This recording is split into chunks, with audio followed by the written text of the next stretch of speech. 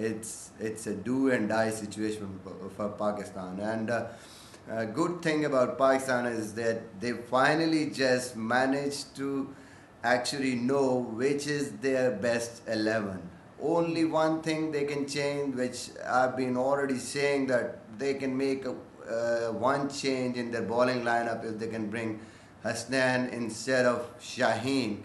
But if they go with the same team even, I think they've been confident because they played really well in the last game, and they can, if they can improve their fielding a little bit and bowling a little bit more, they have a very good chance. In New Zealand, despite the innings from Williamson, the batting lineup is still not firing. So if they're under pressure, if they lose a couple of wickets, including Williamson at the top, they will be under huge pressure after that, and Pakistan will be definitely looking to put them under pressure by taking early wickets. All right, we'll find out once that toss does come our way, but Misbah continues to make the references to 1992. That seems to be the theme now, and given that was initially started by Osman Samiuddin, senior editor, ESPN Cricket Phone, the best thing to come out of Pakistan cricket since Fawad Alam, and he's there standing alongside Mel Farrell, who's made the trip from Lords to Edgbaston, and the good thing is they're not under umbrellas. So Mel, take it away. What have you got for us? Well, do you know what? It's building up atmosphere here already, and you might hear it at some point. There are lots of Pakistani fans with drums behind us, and I can actually sense that the primal beats of those drums are stirring the blood of Osman Samiuddin and the memories of 1992. Should be wearing Doc Martens and flannel shirts. Is it 1992, Oz? Well, it's not, but we'll get to that in a second. You know, this started off, it's quite funny, this started off well before this tournament began.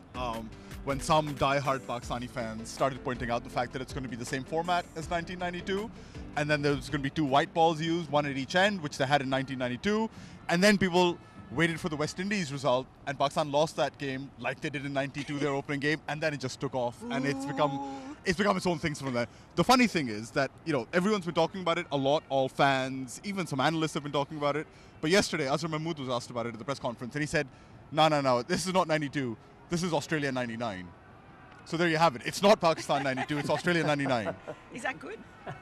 Well, they won the World Cup and Pakistan did, so it's not a bad thing, is it?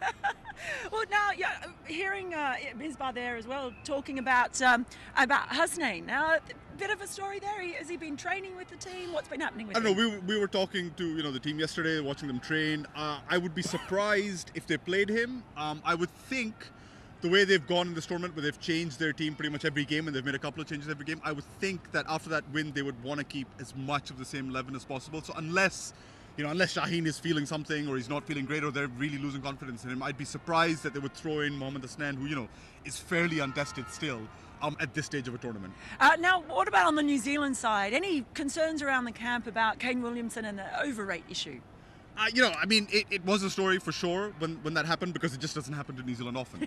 But I think that is the key, that because it doesn't happen to them often, I wouldn't expect that to be an issue. I mean, this was the first overrate offence, I think, since 2017 for New Zealand. So I would doubt that it would happen again. They're fairly tight with these things, unless, of course, we get a close game. But, you know, in that way, even Sarfaraz is on a penalty. He's been fined once. So he'd be under the scanner as well, as much as Kane. Now, you've seen Pakistan prepare many times for very important games. You are as much of an expert as anyone, which means you know absolutely nothing. But what do you think about their preparation for this one? You know, I mean, yesterday it was raining and they were in the indoor nets all day pretty much. And I don't think the intention was they had an optional training session. But I think, you know, with Pakistan always it's the mood in the camp. And I think after India and the win over South Africa, they feel vindicated, and they've shown a lot of people that they're not as bad as that India loss suggested. And the dangerous thing, I would think, is that they're feeling pretty angry about the kind of press and the kind of abuse they've gotten from the fans and stuff. And I think that is something that is driving them on. At every stage, they've pointed out the fact that, you know, people have had a go at them and it's been unfair. And, you know, Mickey Arthur said a few things that he maybe shouldn't have said. Azhar Mahmood yesterday as well. And I think the fact that they are hurt and they are angry, that probably more than, you know, anything else would be an indicator of how they might go.